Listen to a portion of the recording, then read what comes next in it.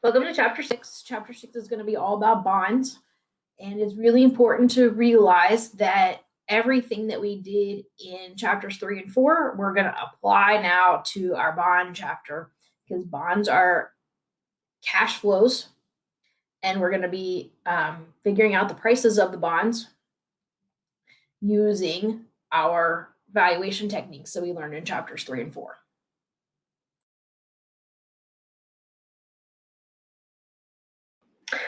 You all saw bonds in Principles of Accounting 2. You did the accounting when the company sold the bond and got that money in, and then they paid the interest payments.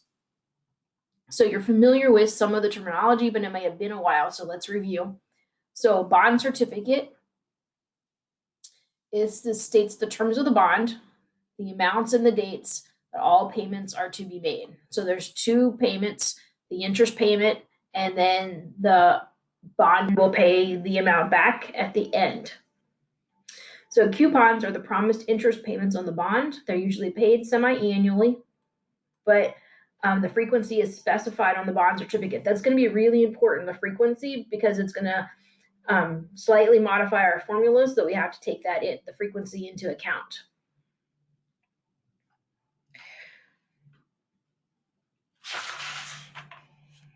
So when we're calculating the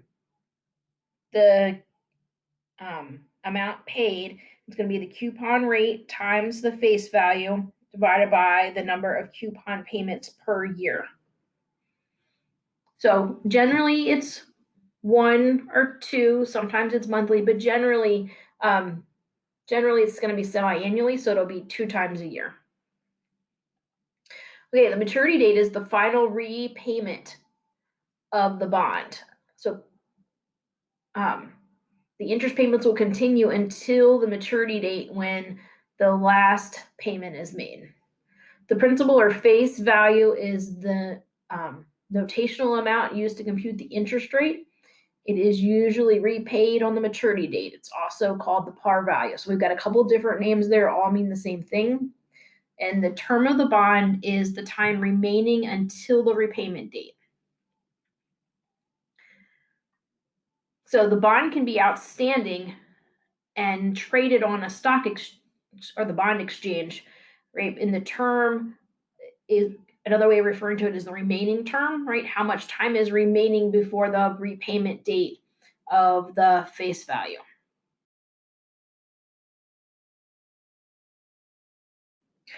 We're going to look at a couple of different kinds of bonds. The first kind of bond we're going to look at is a zero coupon bond. So zero coupon means there are no coupons, so there is no interest payments.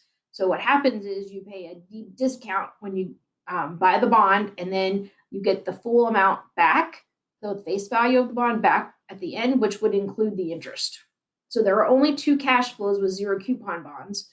The initial cash outflow, right, the price that you pay at the time of purchase, and then you get the face value back at maturity. Example of a zero coupon bond are U.S. Treasury bills. It's a type of U.S. government bond, and it matures usually in less than 1 year. So you can get different denominations or different lengths, like 6 months, 8, 9 months, 1 year, those kinds of things.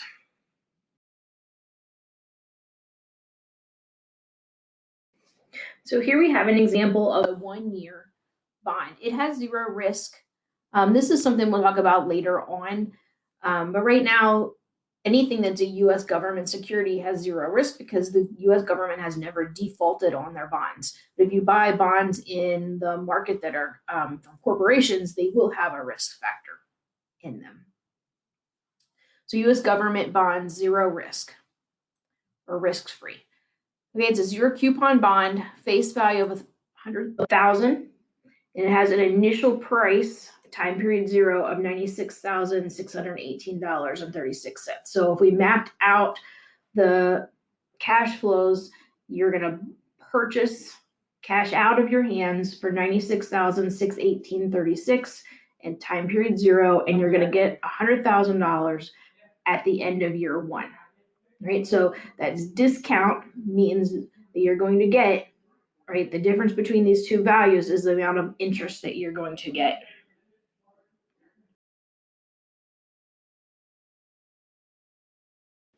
So in order to determine the interest rate that applies, we have to do some math, use a formula. But first, a definition. So yield to maturity.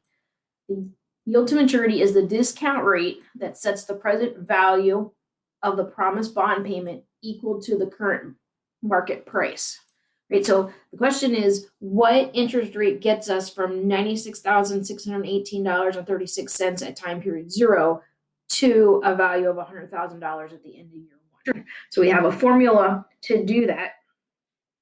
The yield to maturity, and this applies, could be 1 year, 2 years, 10 years, because there's an N here. It's 1 plus the yield to maturity, which is the interest rate, is equal to the parentheses, the face value divided by the price to the 1 over N power. So you see that showing up on your printouts and in your book on page 163, and it is formula 6.2. Okay, so it won't be too terribly difficult to figure out what that yield to maturity is based on this formula.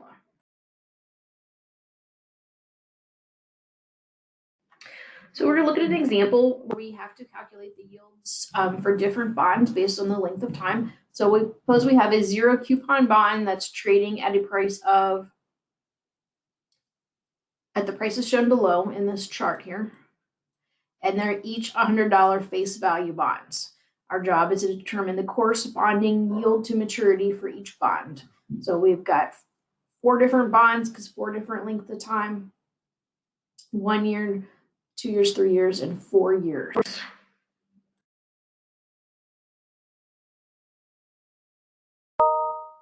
So we're going to use that formula that we just talked about, equation 6.2, to solve for the interest rate, YTM, yield to maturity.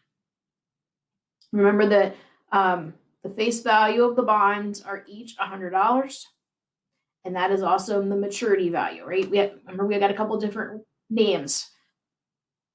So you got to get all those definitions straight in your head because the book is going to use them interchangeably.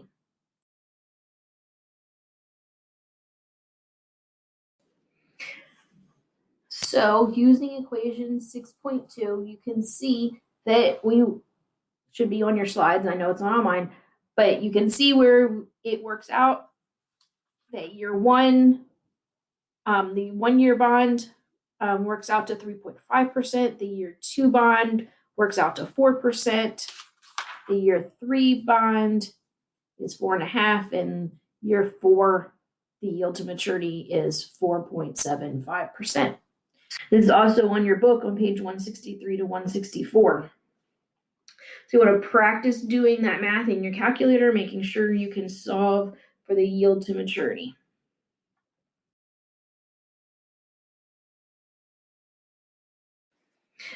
So one of the things that's really important here that you need to understand is exactly what it says here. So solving for the yield to maturity is the same process we used to solve for the rate of return in chapter 4. You can always double check your work here, because if you take a $96.62 and invest it for 1 year at 3.5%, you should come up with $100. If you take $92.45 and invest it for 2 years at 4%, you should come up with a future value of $100. Right? You can go back and double check each one of these based on what you learned before, right? What the value now at time period 0, the value in the future we know is $100, depending on whether it's time period 1, 2, 3, or 4. And you have the price at time period 0 for each of those. So you can double check that you got this yield to maturity rate.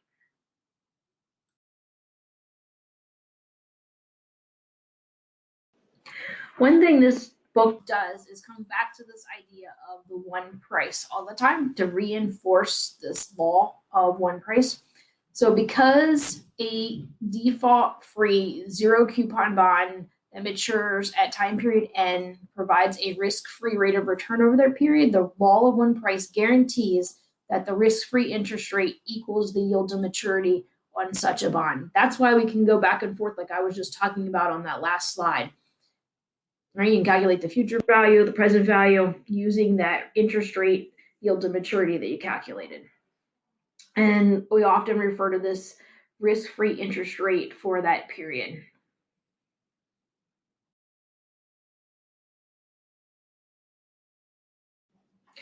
You don't have to really worry about this slide. We skipped chapter 5, which introduced this idea of the yield curve, and it's just a mapping of the interest rates at different lengths of maturity. If you're interested, you can certainly go back and read chapter 5, but there are more important chapters that I want us to cover, so I don't have enough time to cover them all, and I want to make sure we get things really well instead of covering a whole bunch of things just a little bit. So this is one of the chapters that I cut, but it's still got valuable information in. This slide is just making that reference and bringing things full circle from chapter 5.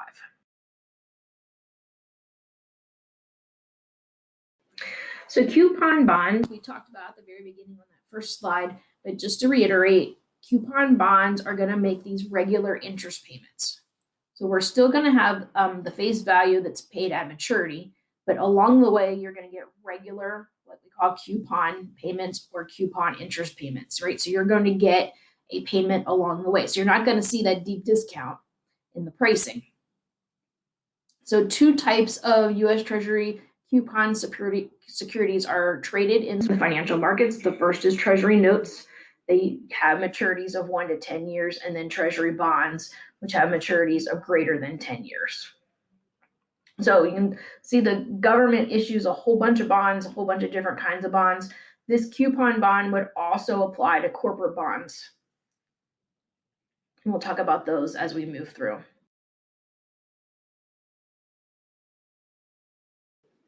You're going to get a return on your bond in two different ways when you buy a coupon bond. The first way is that you pay this difference between the purchase price and the principal value. And depending on the interest rate that's applied, you are going to have a discount or a premium. We'll look at that in a minute. The second way you're going to earn a return is the periodic coupon payments, right? So these are going to be once a year or twice a year, depending on the type of bond that you have. So to compute the yield to maturity on a coupon bond, we need to know the coupon interest rate and when they are paid. So once a year or twice a year.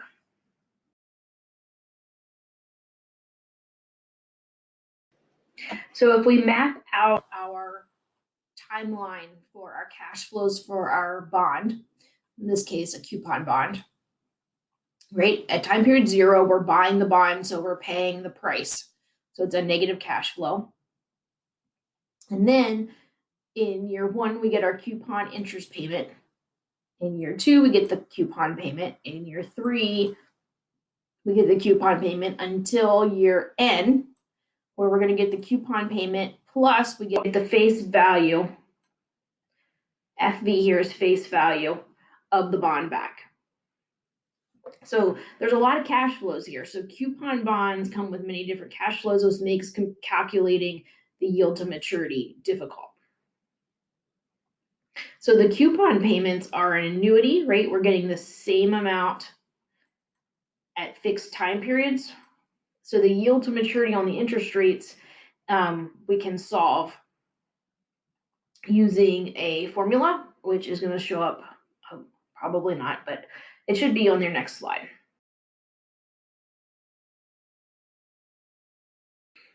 All right, so this is a big, scary formula. So on page 167, this formula is highlighted. It's labeled formula 6.3. So there is a lot of information here.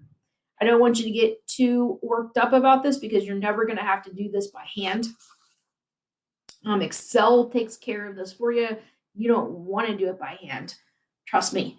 So I won't ask you to do it by hand because of that. So this is not something I want you to spend a lot of time on because Excel can do all of this calculation for you.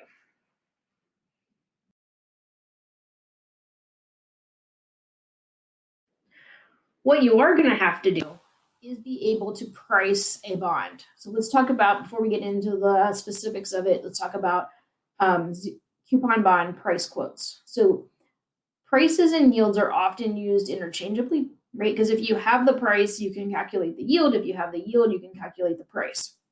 Bond traders usually quote yields rather than prices. It's just a preference that they have.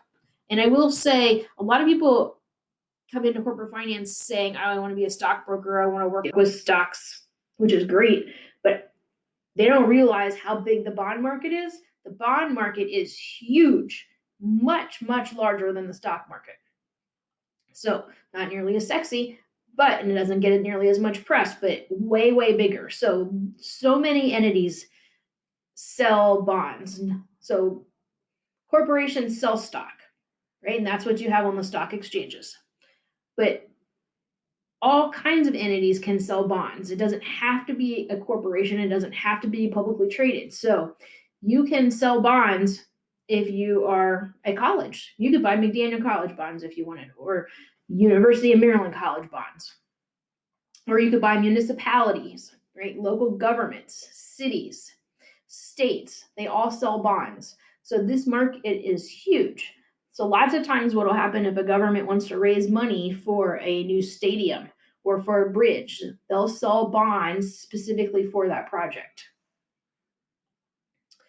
So I just wanted to make the plug for the bond market. If any of you are interested in going into markets, don't just limit yourself to stock markets. There's all kinds of stuff there going on with the bond markets and commodity markets too. So one advantage is that the yield is independent of the face value of the bond. So that's probably one of the reasons they like to just talk and quote yields as opposed to prices. So when a price is quoted in the bond market, they are usually talking a price per $100 face value. Lots of bonds are $100,000, $1 million, but they'll price the bond as if it was $100 face value, and then you just multiply it by the number of zeros that you need to get to the actual denomination.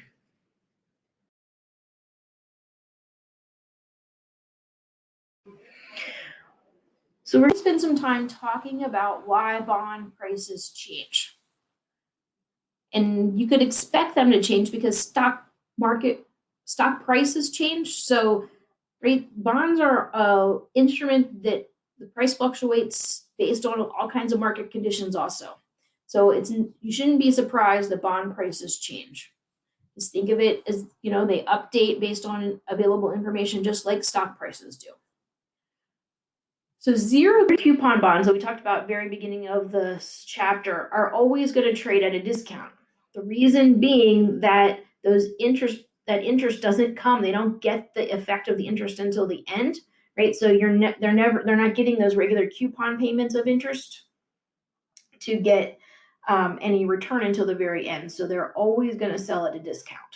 Now, the last kind of bonds, the coupon bonds that we were talking about, they can sell at a discount or a premium. And you will remember this, or you should remember this. It should be way back there. If you swipe away the cobwebs, I promise it's there. You had this in your Principles of Accounting 2 class when we dealt with bonds, corporate bonds, and selling at a discount at a premium. And I'll talk about that in a minute. So initially, when you're issuing a bond, a coupon bond, the issuer is going to choose a coupon rate so that the bond will initially trade at or very close to par. So that means that the rate on the bond and the market interest rate are going to be really close to or exactly the same. But after the issue date, market prices change over time based on what's happening in the market. So that updating of the price is a correspondence to updated information in the market, changes in the market interest rate.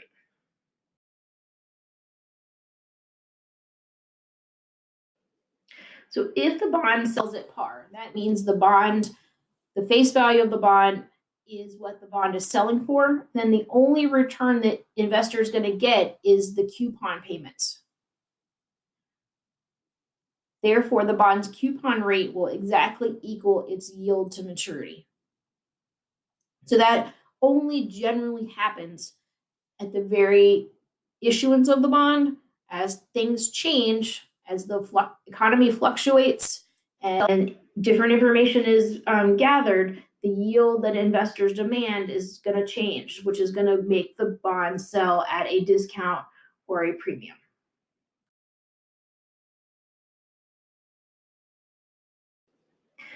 This is a great chart to summarize and to keep close by as you're working on problems. So we start here and go through when the price of the bond is, then let's start over here. When the price of the bond is less than the face value. So you have a bond that is selling for, let's say, $89, but the face value is $100. That means it's selling at a discount or below par. Why would that happen? The reason it happens is the coupon rate, the interest rate that you're getting every time you get a coupon payment is lower than the yield to maturity. So that means that anywhere else in the market, you can go and get a bond, an investment that's going to pay a higher interest rate. So why would you be willing to buy that bond? The only way you're willing to buy that bond is if they put it on sale, sell it at a discount, and then, right, by getting it on a discount, you recoup that interest rate difference. Okay, we move over. When the price of the bond is equal to the face value, that means that we say the bond is trading at par. The coupon rate is equal to the yield to maturity. Another way of thinking about this is the coupon rate on the bond is equal to any other investment of the same risk type that you could go out and buy. And then if the bond price is greater than the face value, it is above par or it's selling at a premium. Okay, so what happens now is the coupon rate is greater than the yield to maturity. So that means that this bond is paying more than the market interest rate, and everybody wants that bond. So because of supply and demand, right, when everybody wants something, what happens to the price? The price gets bid up because everybody wants this bond because the bond is paying a higher interest rate than you can get in other investments of a similar kind, right? So they bid the price up, so it's selling at a premium.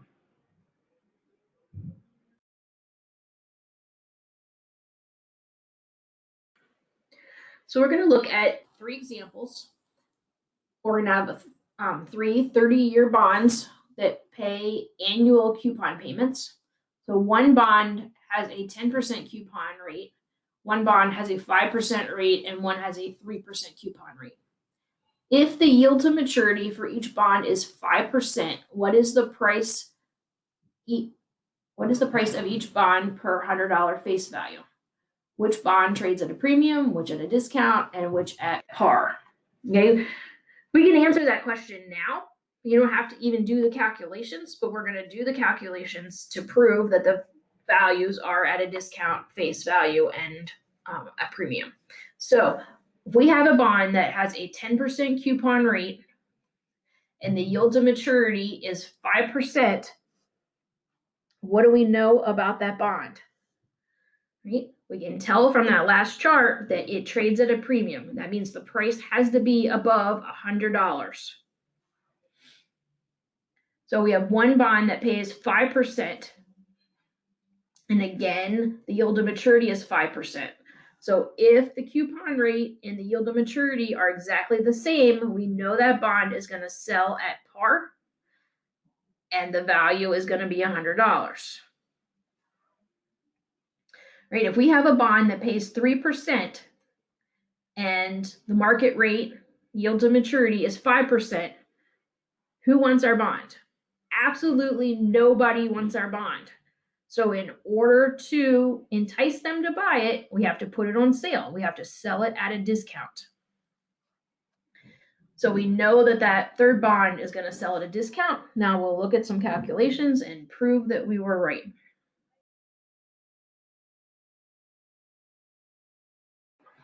Okay, so from the description of the bonds, we can determine that they're cash flow. So you can draw out a mapping So each bond has 30 years to maturity and it pays coupon payments annually.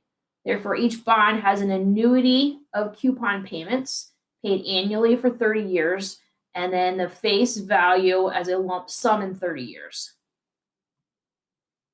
Okay, they're all priced so that their yield to maturity is 5%, meaning that 5% is the discount rate that we're going to use in these problems. We have two cash flows, an annuity cash flow that we need to discount back to present value, and that bond maturity payment that we also have to discount and bring back to time period 0. We add them together and we got our price of our bond.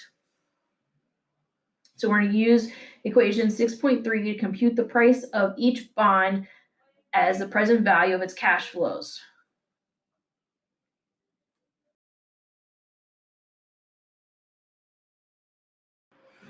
So we're going to use equation 6.3.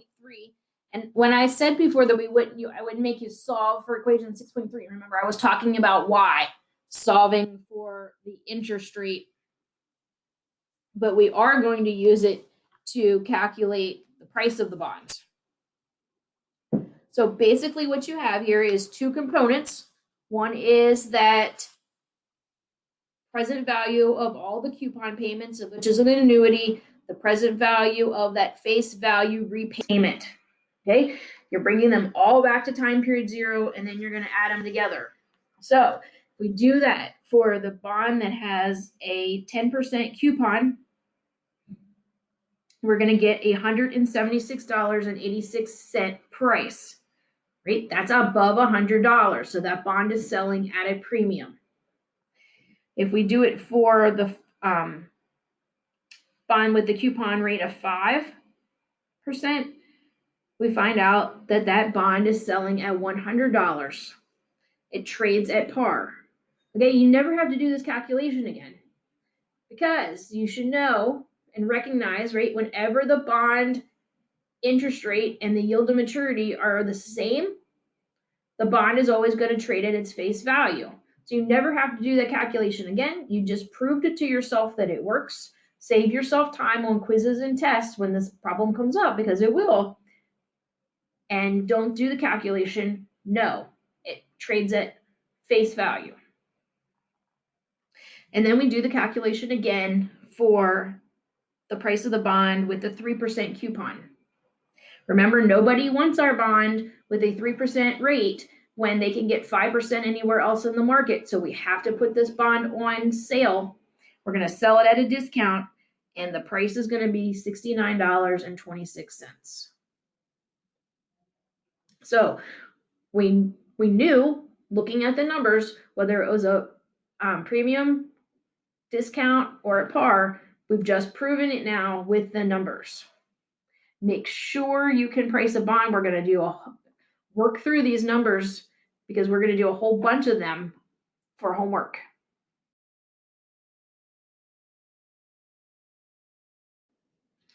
I've already said all of this, so I'm not going to read you exactly what's on the slide, but feel free to read it. But I said it all on the last slide, and I said it on the slide before that.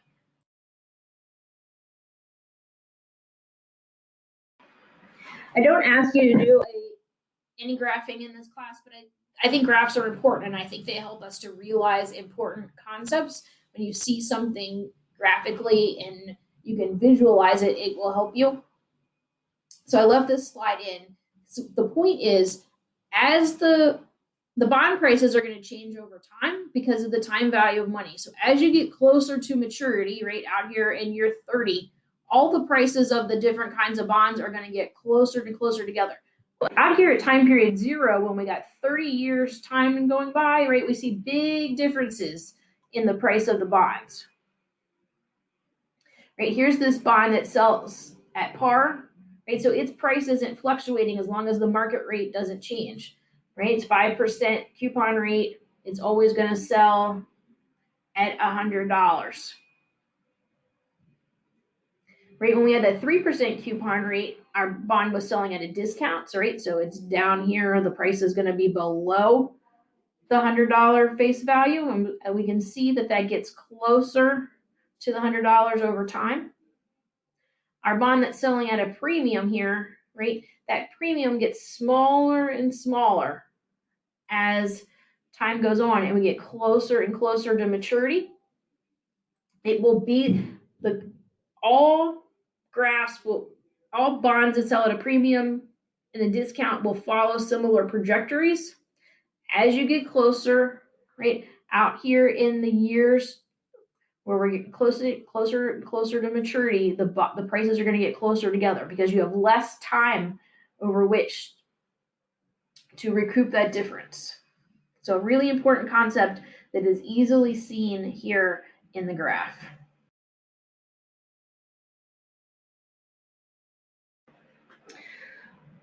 So interest rate risk, I said we come back to this, and bond prices. When you lock in a 30-year bond, right, you're taking on risk that you could later on be able to buy a better investment.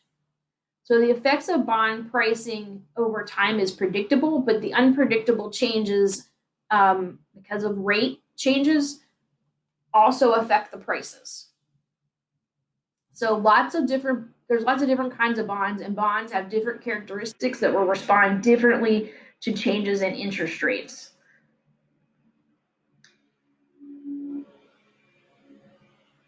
You'll see as time goes on, you only have to be able to price the bonds. This is not you can take a whole class just on bonds if you take a finance degree in grad school. It was my least favorite class in my master's in finance, but it's important. So some bonds are convertible to stock. There's a lot of different kinds of things that you can do with bonds that make them have things that are going to respond differently to changes in the market interest rates. So investors view long-term bonds to be riskier than short-term bonds because anytime you're tying your money up for a longer period of time, you take on the risk that something better comes along and you miss out on it.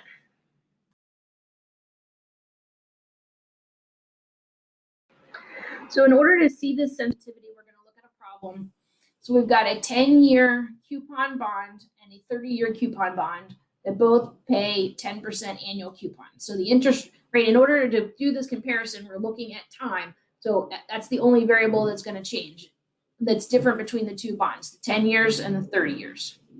Okay, so the question is, by what percentage will the price of each bond change if the maturity increases from 5% to 6%? So our yield to maturity is going to change by 1 interest rate point. Okay, we want to see what happens when we change this bond from 1% yield on the 10-year bond and a 1% change in interest rate on the 30-year bond.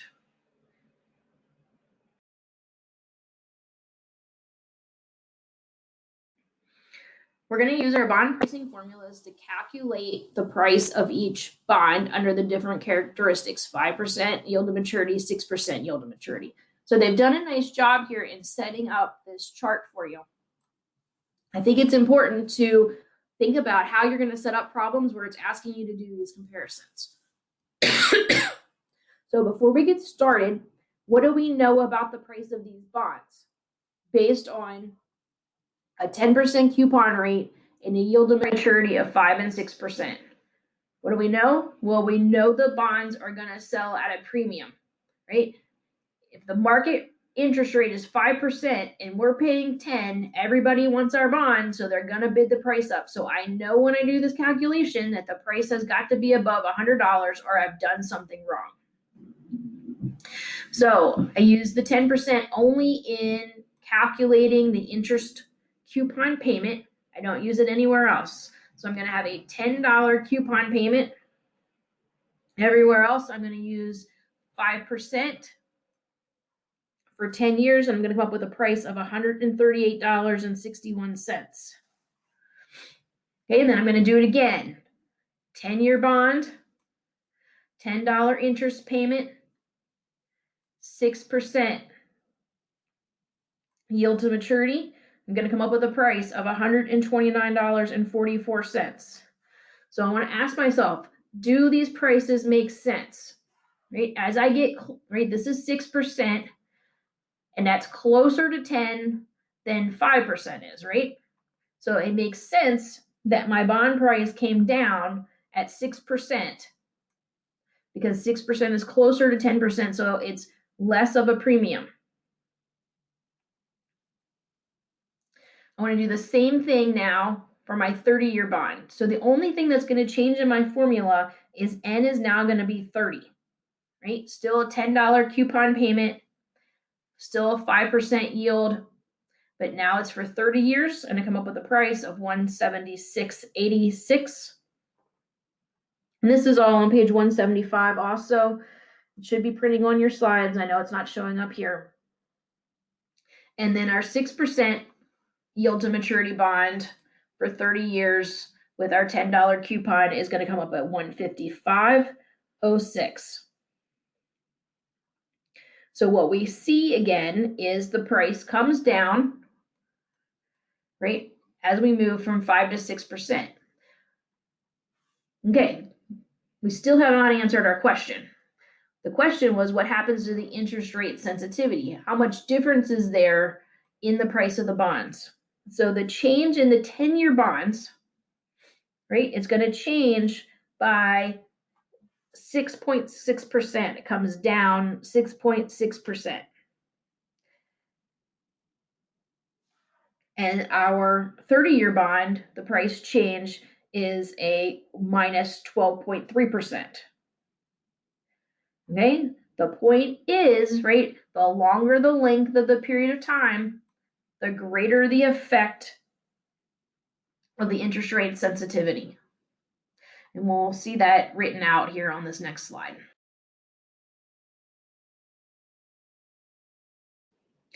So what we can see, what you're going to read in your textbook is how all of this plays out, and we can summarize it here in this chart. So if we look at the bond characteristics, the longer the term to maturity, 10 years versus 20 years versus 30 years, the effect of interest rate risk is increased the longer the term of the bond.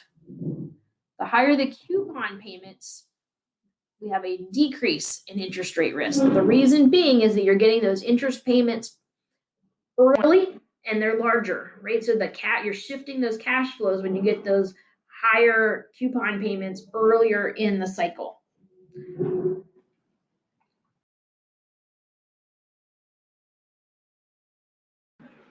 So to conclude our discussion about changes in prices. So bond prices are subject to the effects of both the passage of time and changes in the interest rates.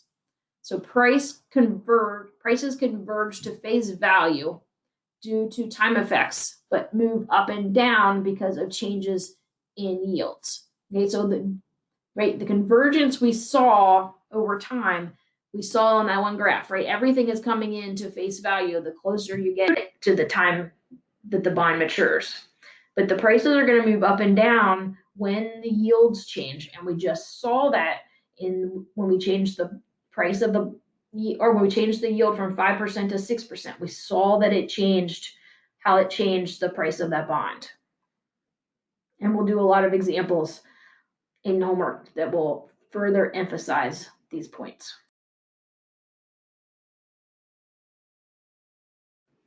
So for corporate bonds, we have to take into consideration that corporations fail. So when we were talking before, everything was considered to be risk-free because we were talking about U.S. Treasury securities. And they're widely regarded as being risk-free because the U.S. government has never defaulted on any of its debt. But when you're talking about buying into a corporation through a bond,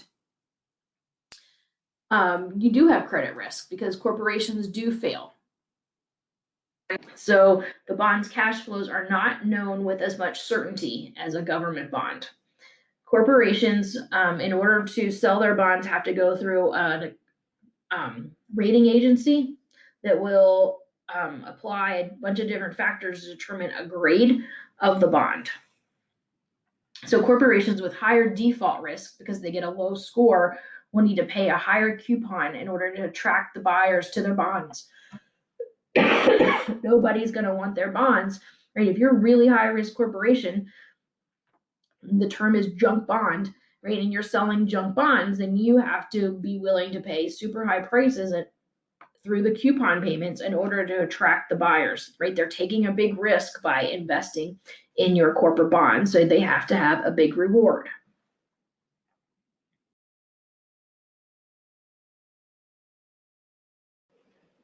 For corporate bonds, the yield to maturity on a defaultable bond is not equal to the expected return of investing in that bond.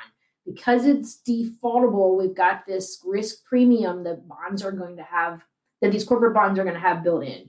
So a higher yield to maturity does not necessarily imply that the bond's expected return is higher, because they can default, right? They cannot make they might not make the coupon payments, they might not make the maturity payment, right? So there is no guarantee with these kind of bonds.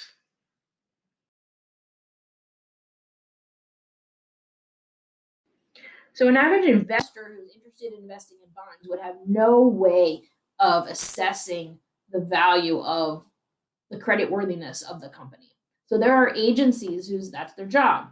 So two of the best known are Standard & Poor's and Moody's. And they go in anytime a company is going to issue a bond, and then periodically after that, and they assess the creditworthiness, right? It's kind of like an audit. They're going to look at the financials. They're going to double check things. They're going to talk to management. They're going to perform a whole bunch of due diligence, and then they're going to come up with a rating that we'll talk about here on this last slide. So the rating agencies are generally going to break the bonds down into two classifications: investment grade bonds and speculative bonds. So an investment grade bond is one that is going to appeal to a lot of investors, and it's going to have a fairly high grade, right, when through the rating agency. So a speculative bond is referred to as a junk bond or high yield bonds. So these are companies that have gotten really low ratings by the rating agencies because their chance of default is much, much higher than the investment grade bonds. And the bonds have to adjust their interest rate based on how the rating agency is grading them, because people are relying on this information to make investments. So if you're going to take a risky investment out, you're going to expect a much higher return than if you invest in a company like Coca-Cola, which has a really good bond rating. So what does it depend on? Well, the risk of bankruptcy, certainly. But then another important caveat is the claim to assets in the event of bankruptcy. So who has the rights to those assets? So depending on the value of the assets that the company holds and the claim to those assets will also determine what kind of ranking and grading that they get. There's a nice chart on page 182, say table 6.6, that shows the grading and the ratings and how many different companies fall into those categories